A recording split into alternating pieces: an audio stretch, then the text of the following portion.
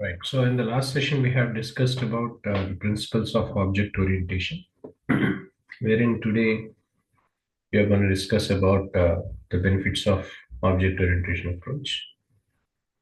As far as OOAD UML is concerned, we need to understand about the object orientation approach, which majorly allow us to construct all well-structured applications, relatively any complex systems we are developing, wherein when we want to capture any kind of attributes, at the same time want to know about the behavior of the particular complex system. So everything is possible by implementing object orientation. Next, it also encourages the reuse part. Reuse can be done. At the same time, it also produces available systems followed by integration span across any life cycle so that it also reduces the risk. These are the benefits we see in context to the object oriented approach is concerned when we are implementing any applications. Now, when it want you to understand about the detailing about object oriented analysis and design, because what we have done so far about the introduction about object orientation, right? So either in context to the principles are concerned or designing, there will be two, right? Object oriented analysis and design, object oriented programming, right? So OOPS concept, that's what we call it as object-oriented programming, majorly for the development team. So wherein if they want to write any program, right? So encapsulations, abstractions, polymorphism, exception handling, right? So when they were learning any core Java, like exception handling, multi-threading, collection framework, applets, this is all something part of OOPS concept, so object-oriented programming. When it comes to the designing of an application is concerned, object-oriented analysis and design. That is not something our session is all about.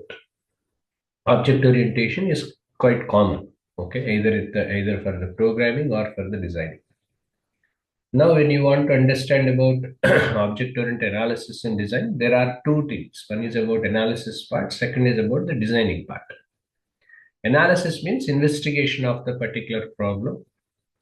So, irrespective of the kind of role I mentioned, right? So, some business analyst team even try to investigate the kind of problem based on the investigation they have made. So, they'll be identifying some set of objectives and the relationships from the diagrammatical representative. When it comes to the design part is concerned, whatever the objects as well as the kind of relationships that we have identified for a particular problem, right? So towards providing some kind of logical conclusion, which is nothing but a logical solution, we need to design it, right? So we have to propose a logical solution, right? So wherein we need to assign what are the different responsibilities to the objects. So and how these objects were required some interactions, right? So in collaborating to a particular solution. This is all comes under the design part. So the design can be classified into two different parts. One is about the high level design, second is low level design. High level design majorly focusing on the high level solution that we are about to develop. When it comes to the low level design means how many programs we write, right? What algorithms are we using? What are the design patterns that we use here? This is all comes under the low level design part. So from there, architecture will be developed. That's how the process will continue. So for any designing, any system level design or any detailed use case diagrams or component collaboration activity object, right? Any kind of diagrams we are going to create, we are going to design. It's always important for us to understand about object-oriented analysis and design, which normally it's a design strategy. It's not.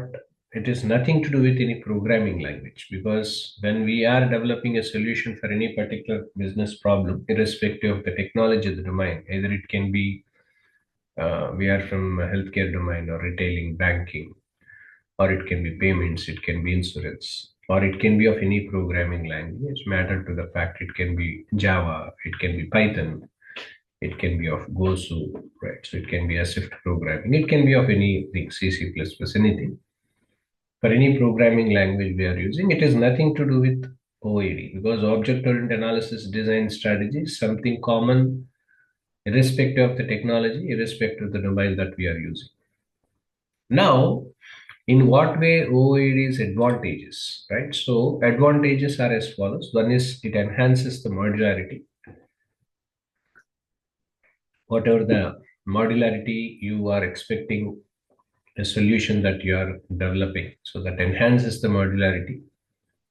Next, reuse and extensible through, right? So wherein by implementing inheritance, polymorphism, encapsulations and all, so that this is more useful for the programming team to develop a logical conclusion for the project by writing some logic for a particular functionality that we have defined, all that. Next, it's an incremental life cycle which uses when requirements are not well understood sometimes.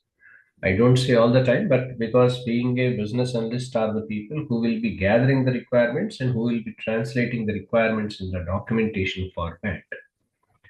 But always documentation format may not be provide you the detailed understanding, right? So if you want to understand it more better and better, it's important for you to understand about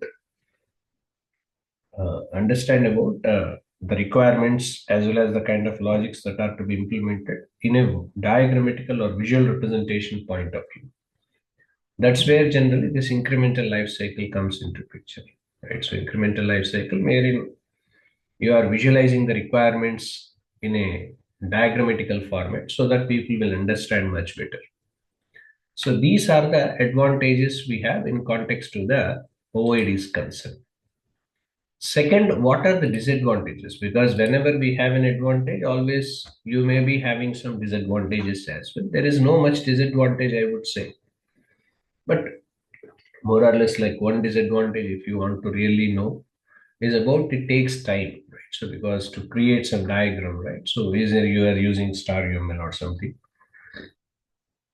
it takes time for us to create a diagram, right? So develop that diagram. It takes a lot of time for us to design that, right? So that the time taking is only the disadvantage. Rest everything are good, right? So those are all the advantages itself. Next, when it comes to the principles, right? So object-oriented design principles. This I'm going to discuss in the next session.